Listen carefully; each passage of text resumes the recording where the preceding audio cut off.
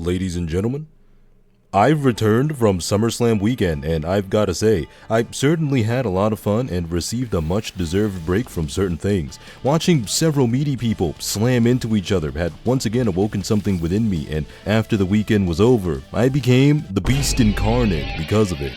But we aren't here to discuss how, why, and exactly the reasons why Brock Lesnar returning to SummerSlam and F5ing John Cena makes no fucking sense, at least not yet. But anyways, I'm here to explain to you exactly how you can use Phase 1 of this patch to prepare for the future, because as we saw, the future is looking bright. Now then, first and foremost, there are a plethora of events you can do in order to ensure that you get the right amount of Asterites out of the first part of this patch, and while it may not seem like a lot, be sure to expect even more ways once Phase 2 arrives. Now, obviously, you don't need me to tell you that you need to do the schizophrenic story. Doing the story patches are pretty bare bones basic knowledge for the start of your journey of receiving as many Asterites as you possibly fucking can from this patch. And after you're done playing the newest installment of the main story, obviously do your exploration quests and overall use your loot mapper to obtain all the chests in Septimont and etc. And check this, there's some people who don't even know the loot mapper is infinite use, the poor fucking jobbers. Now then, once all of that is done, you can do a bunch of side quests or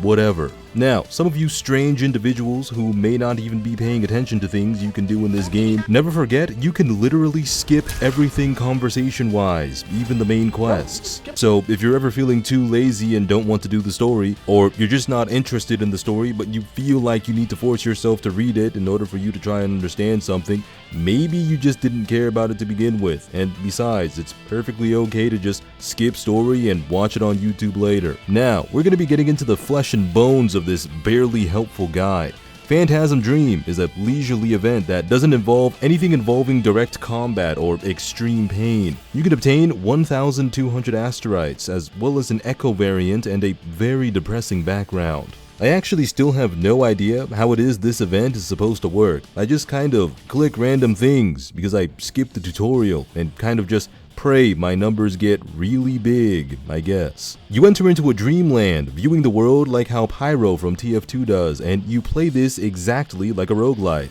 Your little guys go from just regular little ones to your own hallucinogenically conjured up army. Your Asterites come from your standard rewards and limited time rewards. Next up is Gift of Grand Symphony, but this is pretty obvious. Just sign into the fucking game. It'll only take you like a minute. New Scales of the Past, obviously, for the new area that was involved in the new Furlova story, which will obviously give you a free 180 Asterites.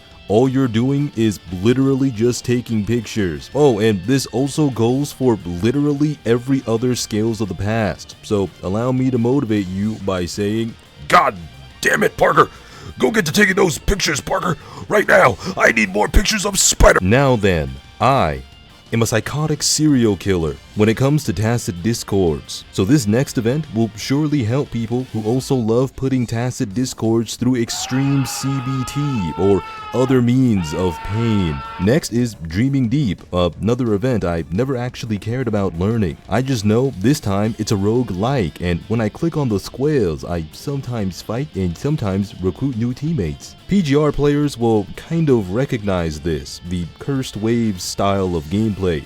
Very self-explanatory for PGR players. I do actually personally like doing this event, so yeah, that's a plus actually. I do the conversation sequences by spamming the R key and pressing random dialogue options and rolling with whatever punches come my way. You get your Asterites from the Dream Pawn Shop and first-time film clears. Make sure you perform well and put out as many R-rated films as possible. Then there's what you're all familiar with: Whimpering Wastes, Somme Noir,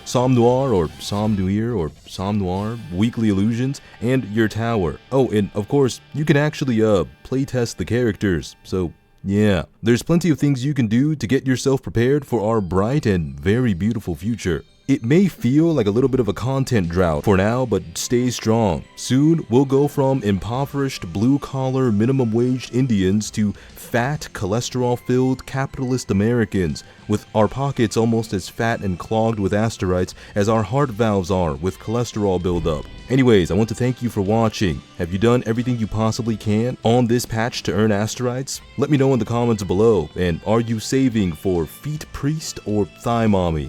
Also, let me know that in the comments below. But before I end this video off, there is a few more things that I wanted to tell you guys that I didn't really get the chance to tell you guys in my original recording. I genuinely do want to thank you guys for watching my videos and giving me a whole bunch of support and other things of that nature. Seeing the familiar faces in my comment section, seeing the likes, the views, I don't care if they're consistent or inconsistent. The thing that is consistent is the individual viewership that I have been getting.